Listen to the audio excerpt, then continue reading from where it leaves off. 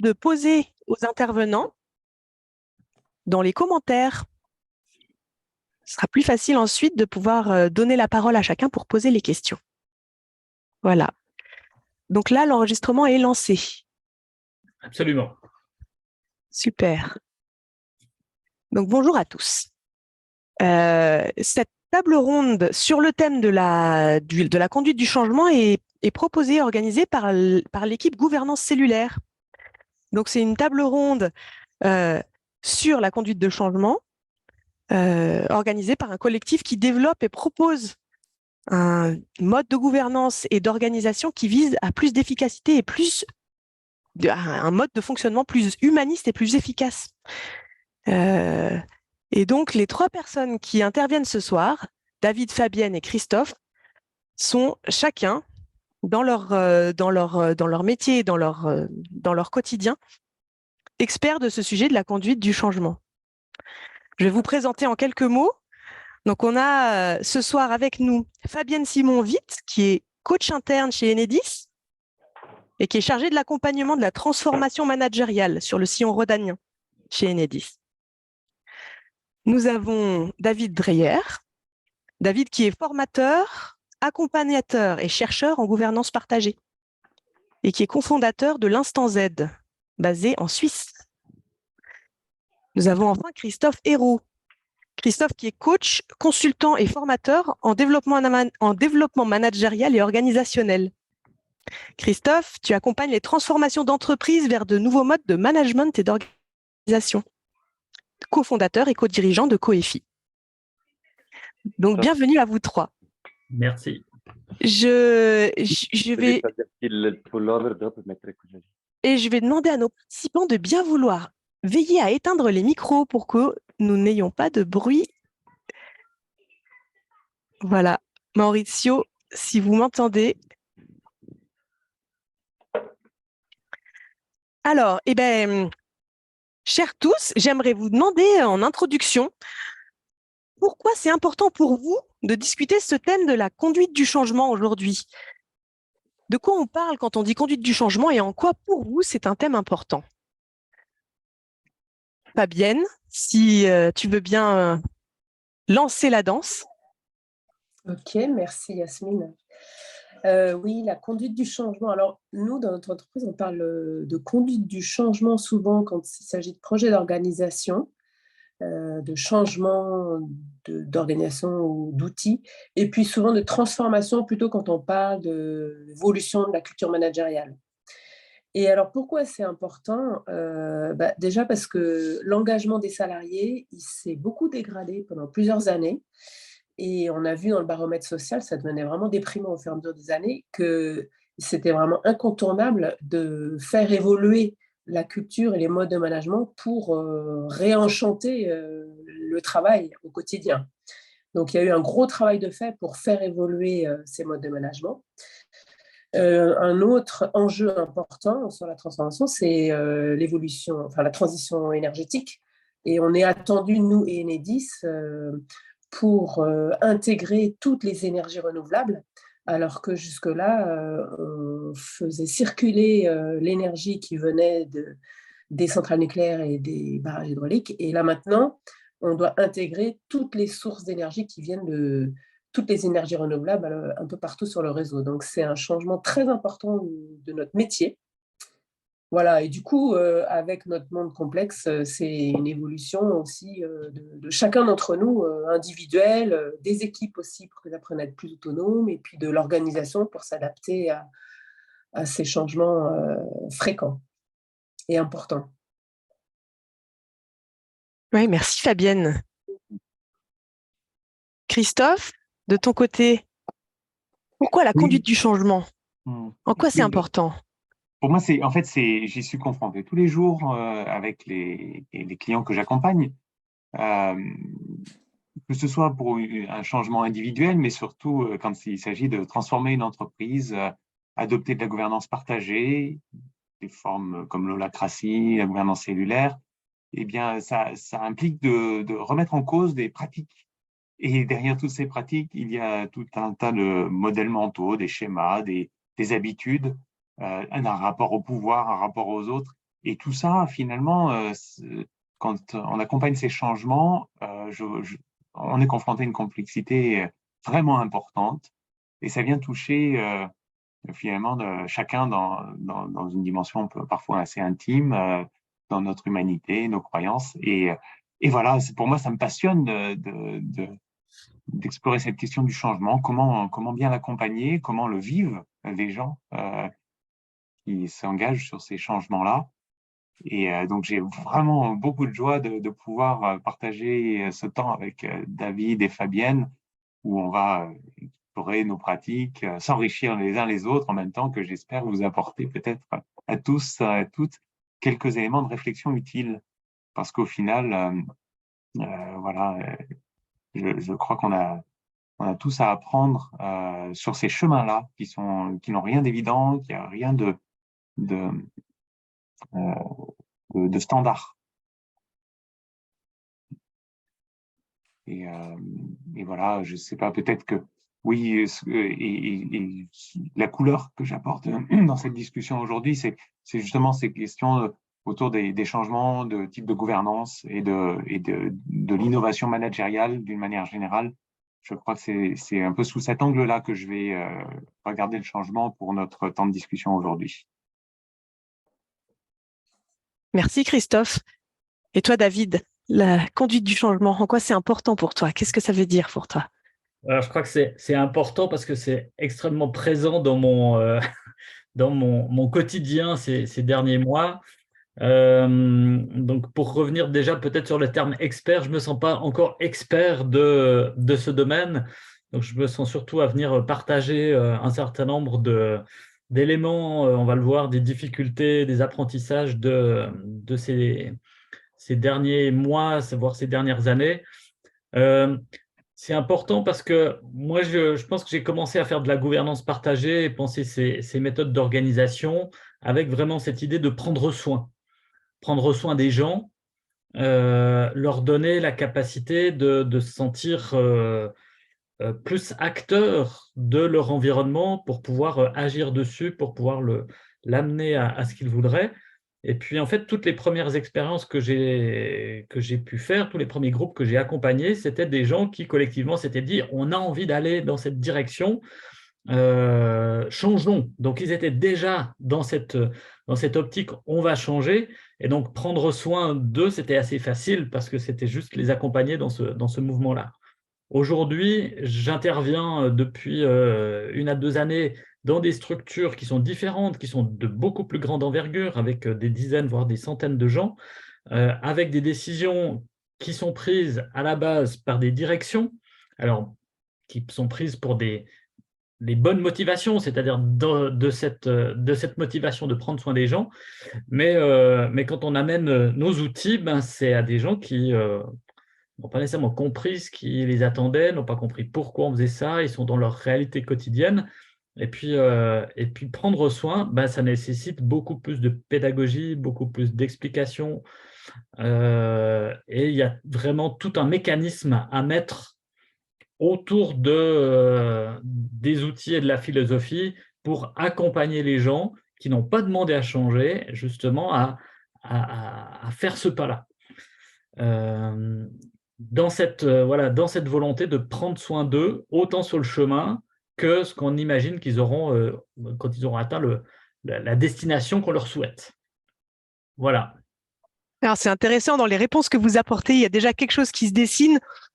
La conduite du changement qui fait face aux grands changements énergétiques, sociétaux autour de nous, qui fait face aux gros changements de structure à l'intérieur, comment on fonctionne, comment on s'organise, et qui fait face aux individus, comment on prend soin des individus dans tout cet environnement-là.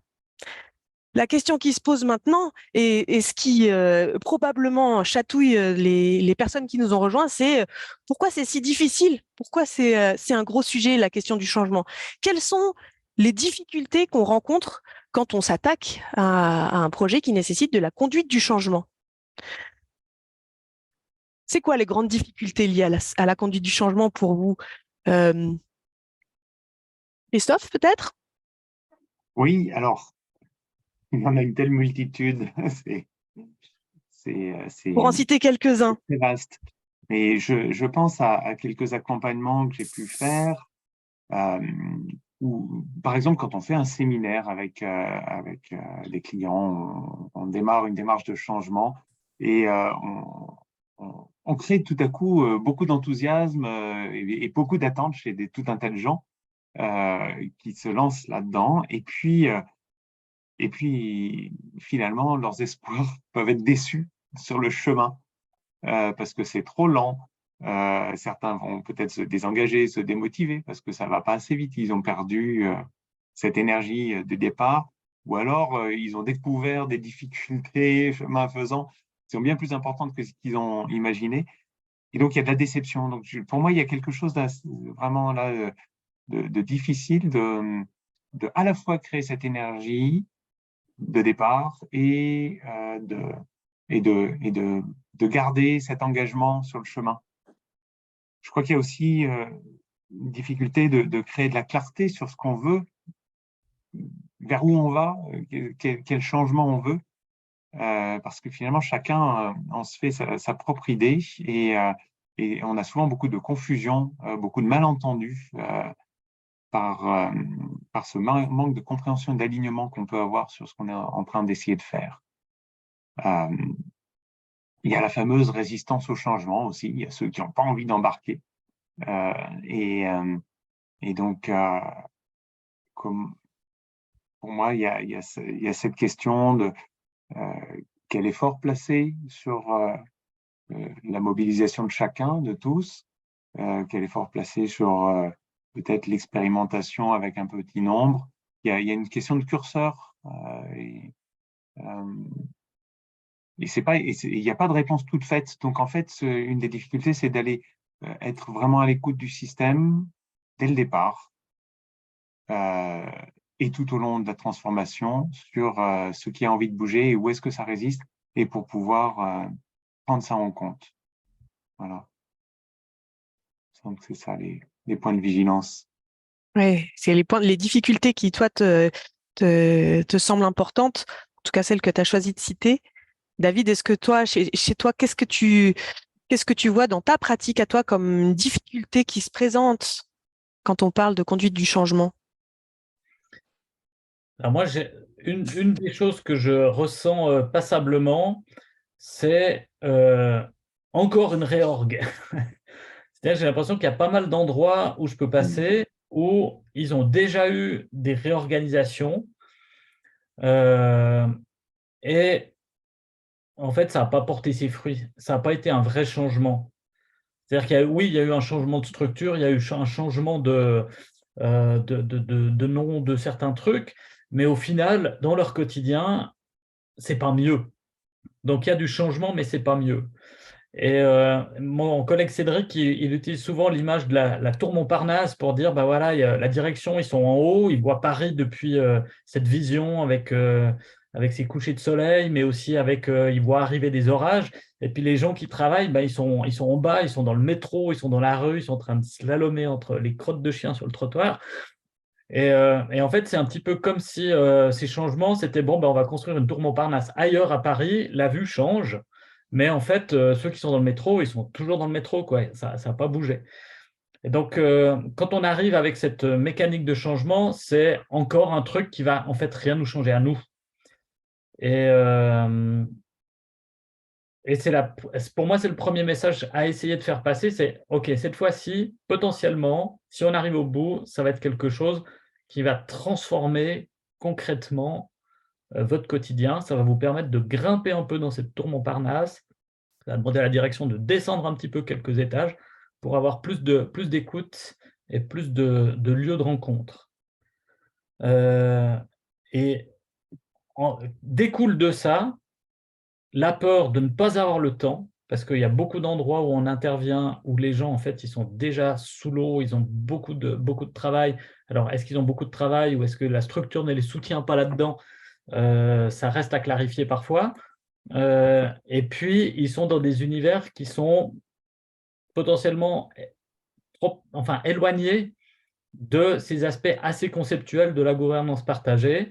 Et ça leur demande quand même beaucoup d'efforts et beaucoup de temps de vraiment assimiler ce que c'est. Et donc, ça va nécessiter beaucoup de pédagogie, quoi. Beaucoup plus de temps que ce qu'on est capable de vraiment prendre vu leur emploi du temps extrêmement chargé. Voilà. Ok, j'entends ce besoin de transformer, ok, mais montrer que ça apporte du mieux et qu'il y a une communication entre le haut et le bas. Oui, et puis c'est pas juste on change l'architecture des services en gouvernance partagée. Il y a une transformation plus profonde qui est celle de se réapproprier le pouvoir d'agir, de faire des propositions, de modifier, de rentrer dans cette agilité permanente qui, au lieu de faire une grosse restructuration en une fois, va permettre d'agir par petits pas sur l'impulsion de tout un chacun. Ça, c'est des choses qui sont tellement éloignées de ce que les gens connaissent que pour le comprendre, pour l'assimiler, ça nécessite de se poser et de réfléchir, chose qu'on n'a pas toujours le temps de faire quand on accompagne des grands groupes de plusieurs dizaines ou de centaines de personnes. Merci David. Et Fabienne, chez Enedis, qu'est-ce que tu observes dans ton quotidien, dans ta pratique, dans tes accompagnements? Quelles difficultés émergent par rapport à la conduite du changement?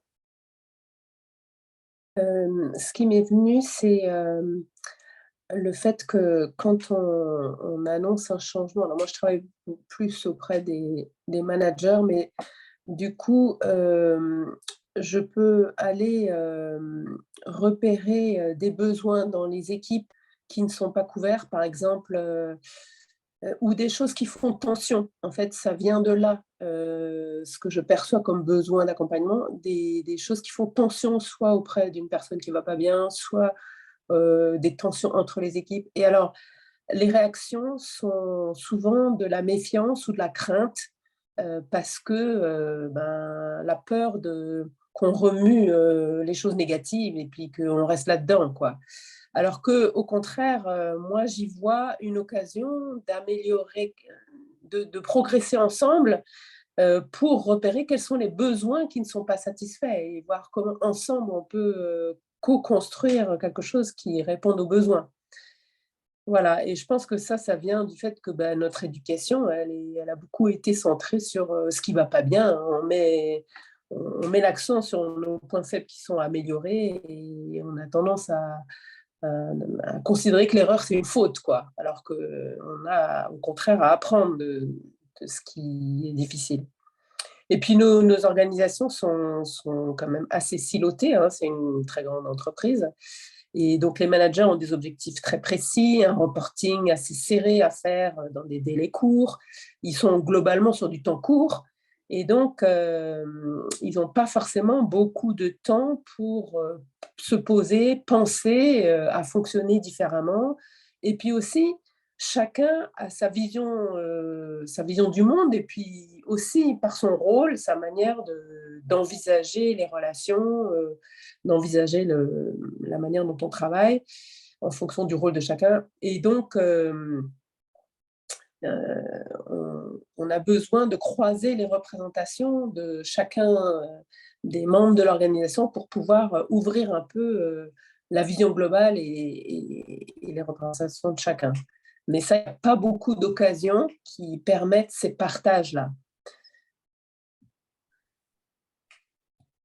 Donc, un des enjeux, c'est ça, c'est créer ces occasions de faire se rencontrer des personnes qui ont des visions différentes pour inviter chacun dans un cadre donné qui permette une liberté de parole et du coup qui permette à chacun d'ouvrir un peu sa vision et de faire évoluer ses représentations, ses croyances grâce à une animation qui permet cette ouverture.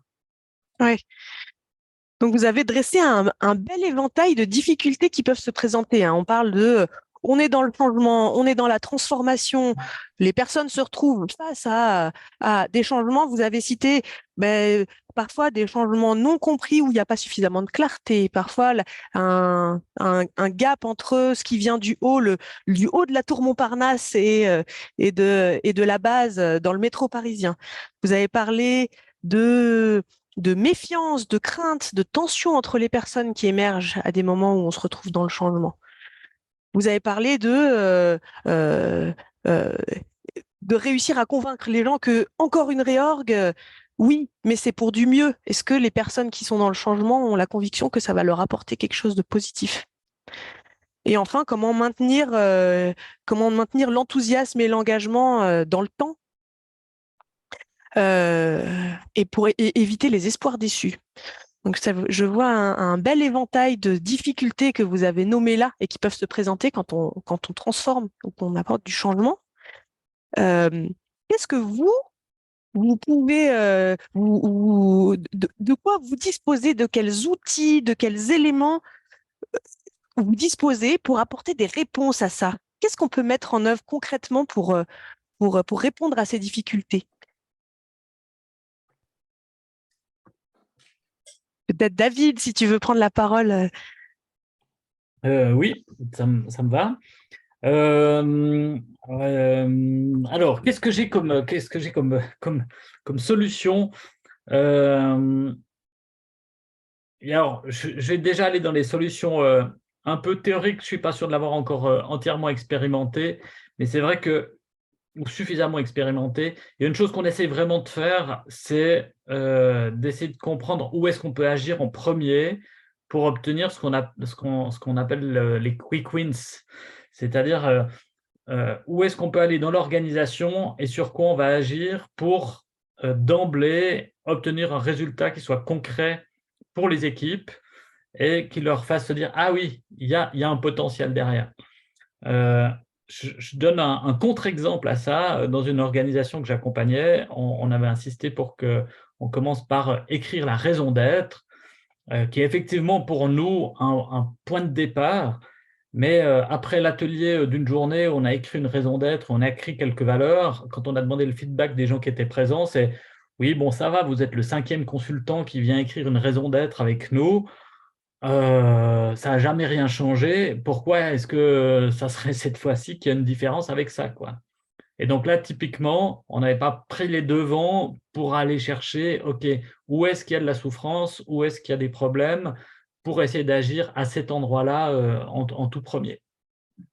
Et après, ce n'est pas toujours facile à poser parce que justement, il faut faire des audits en profondeur, il faut faire passer des priorités qui ne sont pas nécessairement celles du management, mais qui sont celles de la mise en place. Et puis, il y a toute une négociation. On n'arrive pas toujours à la gérer avec la même fluidité.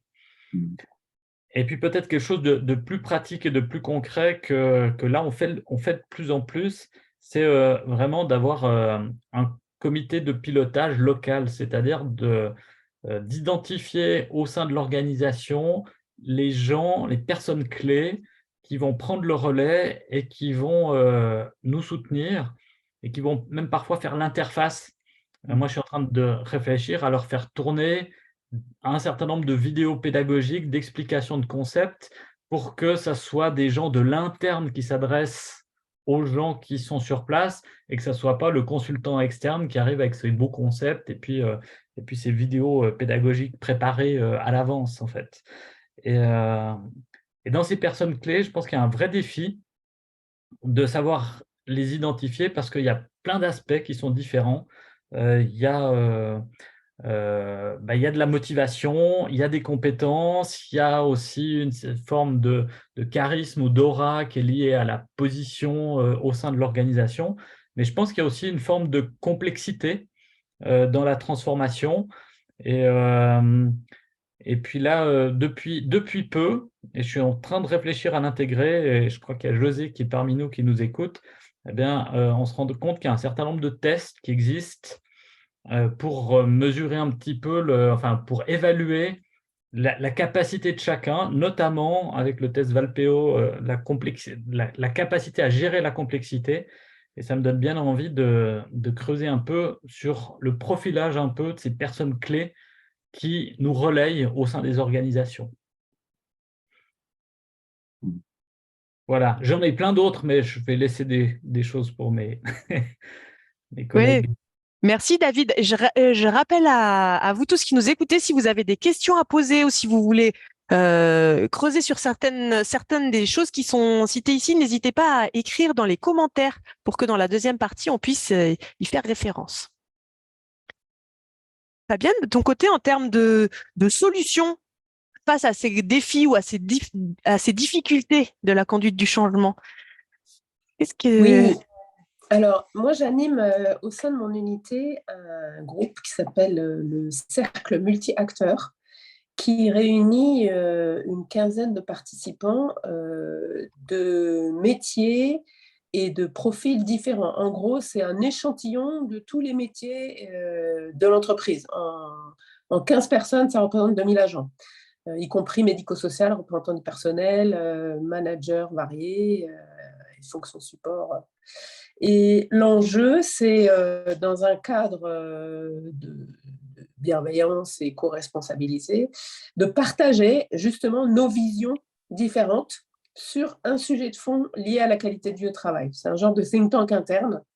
Et pour qu'on puisse mieux se comprendre dans un environnement où il n'y a pas d'enjeu, de façon à ce que quand on se retrouve dans un moment où il y a plus d'enjeux, une négociation par exemple, eh bien, on est au préalable ouvert un petit peu notre représentation de comment les autres fonctionnent et quelles sont aussi leurs vulnérabilités, de façon à ce que ça puisse fluidifier le fonctionnement. Et on a vu que ça avait de belles vertus. Et de ce CMA ont émergé plusieurs idées d'expérimentation à mener dans les équipes, notamment par exemple sur la communication bienveillante.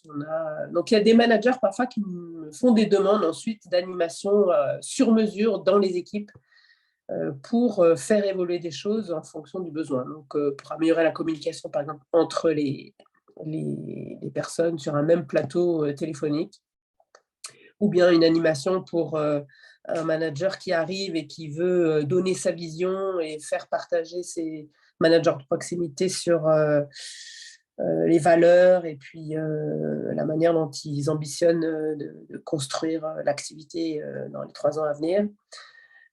Voilà. Ou bien aussi proposer d'analyser les impacts d'un changement à venir. Par exemple, la fusion entre 2 équipes ou bien la rénovation d'un site. Dans ce cas, je propose de réunir un échantillon aussi de personnes qui sont concernées par le changement et puis de les faire s'exprimer sur les items relatifs à la qualité de vie au travail, qu'est-ce qu'il y a comme impact positif, négatif et qu'est-ce qu'on peut proposer pour que ça se passe bien. Et puis, enfin, moi, ce à quoi je crois beaucoup, c'est développer des petites bulles de confiance dans l'entreprise à travers des espaces de parole qui permettent des échanges entre pairs dans un cadre protégé et avec une méthode d'animation structurée pour pouvoir libérer la parole sur des situations de travail qui peuvent poser problème, que ce soit au sein d'une équipe de travail de technicien ou bien entre managers sous la forme de co-développement ou co-coaching. Voilà. Et ça marche très bien. C'est très puissant. Merci Fabienne. Et Christophe, quelle solution tu identifies toi pour répondre à ces difficultés dans la conduite du changement? Oui, moi je mets toujours beaucoup d'énergie pour définir où est-ce qu'on a envie d'aller. Hein. C'est quoi notre cible? On change pour aller où? Mais pourquoi? Pour quelle finalité? C'est vraiment la question du sens en fait de ce qu'on va faire ensemble, et de sens de tous les efforts qu'on va déployer et de tous les inconforts qu'on va traverser dans le changement. Donc je pense que le sens, il n'est pas donné d'en haut par un leader charismatique qui va dire voilà, c'est ça notre chemin et notre futur, mais qu'il a besoin d'être vraiment partagé par chacun et que la meilleure façon de le partager, c'est de le co-construire. Donc, dans la mesure du possible, j'invite les gens à impliquer ceux qui vont être concernés par le changement dans la définition de ce qu'ils souhaitent accomplir ensemble. Et je pense à un séminaire qu'on a fait pour lancer une transformation en gouvernance partagée d'une entreprise. Et on a travaillé d'abord sur la vision pour l'entreprise et puis ensuite la vision de cette transformation, la mise en place d'une équipe projet qui va copiloter le changement avec nous Et eh bien ça donne une énergie fondatrice et une légitimité à ceux qui vont porter le changement qui est vraiment fantastique parce qu'on avait associé l'ensemble des salariés de l'entreprise. C'était pas juste les dirigeants de leur côté qui avaient pensé le truc. Voilà, moi je crois que ça c'est vraiment important parce que ça donne cette direction et il n'y a pas que co-construire cette direction et cette vision, mais il y a aussi co-construire le chemin. Par où on va passer, par quelles étapes, c'est quoi les choses que on a envie de faire ensemble. Hein, donc, je vois une question dans le chat, mais est-ce que le support du top management n'est pas primordial? Il est essentiel.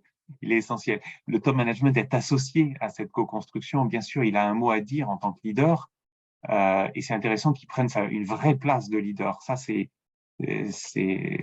va canaliser l'énergie et légitimer aussi l'engagement des personnes. Donc oui, c'est essentiel que le top management soit là et c'est important qu'il ne prenne pas toutes les décisions et qu'il n'ait pas tout ficelé le chemin, qu'il laisse de la place à la co-construction. Et puis, pour moi, ça me paraît vraiment important qu'au fil du chemin, on prenne le temps d'écouter. C'est-à-dire, quand je dis on, c'est toute la direction, notamment le top management, toute l'équipe qui est impliquée dans la conduite du changement, prenne le temps d'écouter ce que dit le terrain, comment ils vivent le changement, et même quelles sont leurs appréhensions avant le changement. Parce que c'est ça, en fait, toutes les résistances ou les freins, ce sont des bonnes raisons que les gens ont de ne pas changer pour protéger des choses qui fonctionnent aujourd'hui, pour éviter des inconvénients qui viendraient avec le changement. Et ça a vraiment beaucoup de valeur de les écouter, de les mettre en valeur et de pouvoir aider les gens à développer des solutions pour éviter ces inconvénients-là. Parce que si on y va malgré ça, c'est là qu'on crée de la résistance, c'est là qu'on crée de la souffrance avec le changement. Donc pour moi, c'est essentiel de faire un changement qui est écologique, qu'on ne mette pas les gens, le système, l'entreprise en danger en se ruant tête baissée dans un changement qui serait pas assez précautionneux. Et puis, peut-être dernière chose, il y a un théoricien du changement qui dit qu'il y a 3 phases. Il faut d'abord mettre de l'énergie pour dégeler le système, ensuite de l'énergie pour le changer, et enfin de l'énergie pour le cristalliser dans sa nouvelle configuration. Et c'est ça, souvent, cette dernière phase qui est pas assez prise en compte dans les entreprises, parce qu'on a envie que ça aille vite. Mais quelquefois, une fois qu'on a fait changement, si on veut qu'il reste, qu'il soit durable, que les nouvelles habitudes qu'on a essayé de mettre en place avec, je sais pas, des nouvelles procédures, des nouvelles formations, des choses comme ça, mais il y a besoin d'accompagner pour que ça soit ancré dans le quotidien, que les gens se l'approprient, et puis quand ils rencontrent des difficultés, qu'on les soutienne à dépasser ces difficultés et faire avec cette nouvelle configuration. Voilà, et ça, c'est important d'accorder du soin à cette phase-là de consolidation. Ok, eh bien dans vos solutions, j'entends à différents niveaux savoir, pour le top management, savoir écouter le terrain avant le changement, avancer avec précaution, avancer par étapes et penser à ancrer, définir la cible et le sens, le co-construire, s'appuyer sur un comité de pilotage local et interne pour ancrer les changements. S'appuyer sur des cercles multi-acteurs ou des think tanks internes qui vont être capables de faire de réfléchir, de faire macérer les sujets et utiliser des éléments concrets comme commencer par des quick wins, commencer par du concret, de l'action. J'ai entendu travailler sur des petites bulles de confiance, du partage de la parole, des espaces de codev, de facilitation. Voilà, donc on part les solutions que vous apportez, elles sont autant sur la structure de l'accompagnement au changement que sur la temporalité, que sur les outils qui peuvent être mis en place et que sur les personnes qu'on va solliciter. Donc ça fait à nouveau un éventail de solutions qui peuvent être apportées à un éventail de difficultés. Vous êtes tous les 3 accompagnateurs du changement dans vos environnements, dans les environnements qui vous sont propres. Et en tant que professionnel de l'accompagnement et que habitué du changement dans les organisations, quels apprentissages vous tirez de votre pratique et de votre expérience? Est-ce que vous avez quelques éléments que vous retirez et que vous pouvez partager sur un apprentissage clé sur l'accompagnement du changement?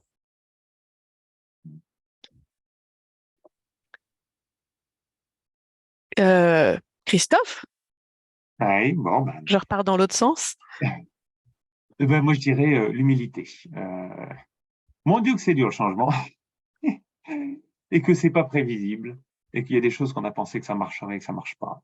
Et puis, des fois, il y a des choses, on fait un petit truc et pouf, il y a des gros changements qui se passent.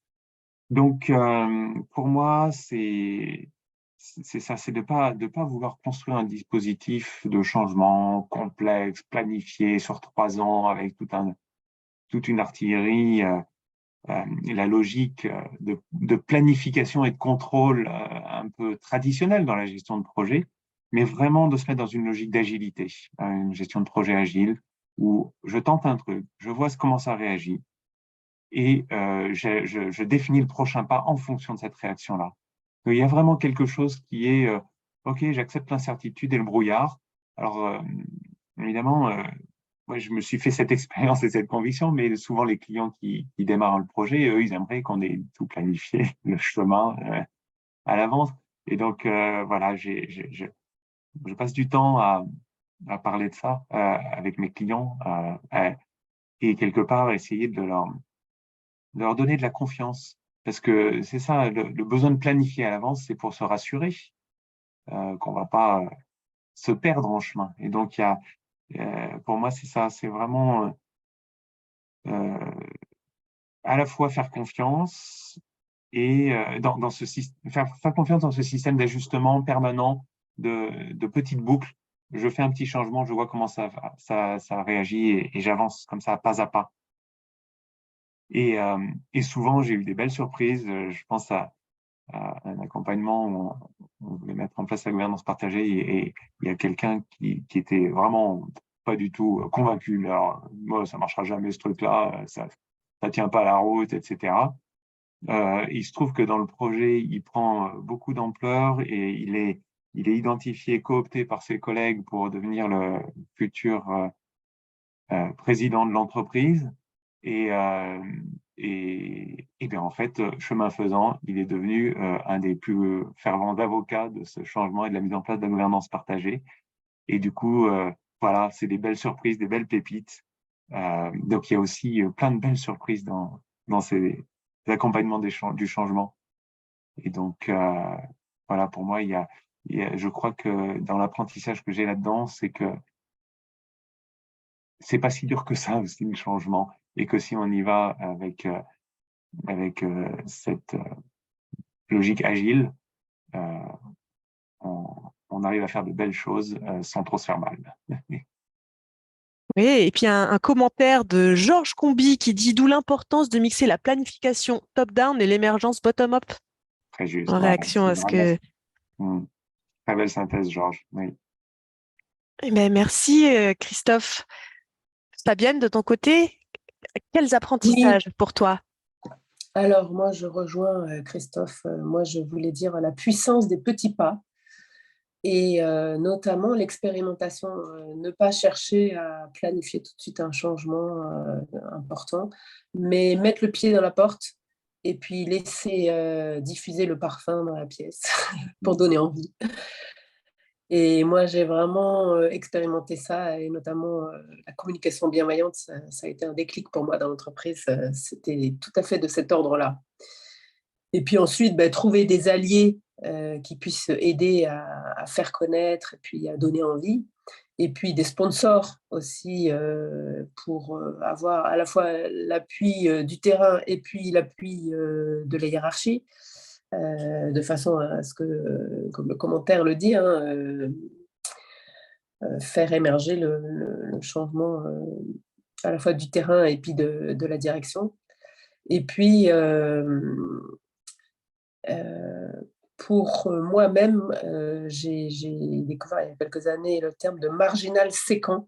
Et alors, ça me plaît beaucoup, ce terme-là, parce que je me retrouve tout à fait. Et donc, trouver une sereine intranquillité dans cette posture de marginal séquent, c'est-à-dire être en fait celui qui est un peu en marge, parce que à la croisée de différents systèmes, aussi bien le management, les RH, la prévention, Et puis, le médico-social, les représentants de personnel, et donc être à l'écoute un peu de tous ces systèmes-là, et donc intégrer dedans, mais en même temps avec un pas de côté pour pouvoir amener un regard un peu méta, et puis faire part de ce que je ressens, de ce que je perçois comme besoin. Et donc être à la fois dans l'alliance, mais aussi dans l'ouverture. Et c'est assez bancal hein, comme position, c'est pas très confortable, mais quand on prend conscience de la puissance que ça peut amener, et quand on arrive aussi à faire comprendre qu'on peut apporter grâce à ce positionnement-là, eh ben, c'est très, très chouette. Très chouette. Et donc, c'est un rôle de passeur, en fait. Voilà, tel que je me vois. Avec, je prends conscience de plus en plus aussi de l'importance de faire de la pédagogie pour faire comprendre ce que je peux apporter. Et donc, de faire des propositions. Parce que, comme c'est un peu en dehors du cadre, eh ben, c'est difficile à concevoir pour des personnes qui sont dans des fonctions classiques, quoi. Donc, faire de la pédagogie et montrer en quoi je peux répondre à des besoins grâce à cette posture-là. Oui, merci Fabienne. Et David, quels apprentissages pour toi dans ton expérience d'accompagnateur? Mais c'est pas fini. Je pense qu'il y en a encore beaucoup, des apprentissages à faire. Moi, je pense que un des plus gros apprentissages que j'ai pu avoir, c'est que moi aussi, je dois faire preuve de beaucoup d'agilité. Ça rejoint un petit peu les propos de Christophe, dans le sens où je dois m'adapter beaucoup. Je dois m'adapter aux gens et ça me demande beaucoup plus de capacité d'adaptation aux gens que ce que j'ai fait par le passé dans des univers plus restreints ou plus uniformes. Et j'aime bien le point qu'a soulevé Christophe, par exemple, de la vulnérabilité. Moi, c'est quelque chose qui compte beaucoup pour moi, dans le sens où, par exemple, la notion d'ouverture dans l'élément humain qui inspire le cellulaire, eh bien, ça met le doigt là-dessus. C'est-à-dire, est-ce que je peux être authentique? Est-ce que je peux dire que je ne sais pas? Est-ce que je peux dire que je suis perdu? Et moi, je crois beaucoup à ça en termes de management, de leadership. Je pense que le leader de demain, il doit être capable de ça. Moi, dans la formation et dans l'accompagnement, j'essaye de le cultiver. Et je me suis rendu compte qu'à certains endroits, ben, je l'ai fait de façon un peu prématurée et peut-être un peu de façon excessive en me disant, bah, tiens, j'arrive avec cette posture-là, en essayant d'incarner les valeurs que je prône. Et en même temps, dans un moment de difficulté, ben, ça peut se retourner. Les gens qui ont besoin de plus de cadre, les gens qui ont besoin de contrôle, ils ont besoin de savoir que la personne qu'ils ont en face, elle maîtrise, eh ben, ils peuvent être complètement déstabilisés. Et une fois qu'on a joué cette proximité, cette vulnérabilité, eh ben, c'est parfois difficile de reprendre le chemin. Donc aujourd'hui, j'ai une attention sur le curseur, sur ce curseur-là. Et je donne un autre curseur sur lequel je suis attentif, c'est que moi, j'ai une approche assez collective de me dire, voilà, plus on va faire les choses avec les gens, plus ça sera solide.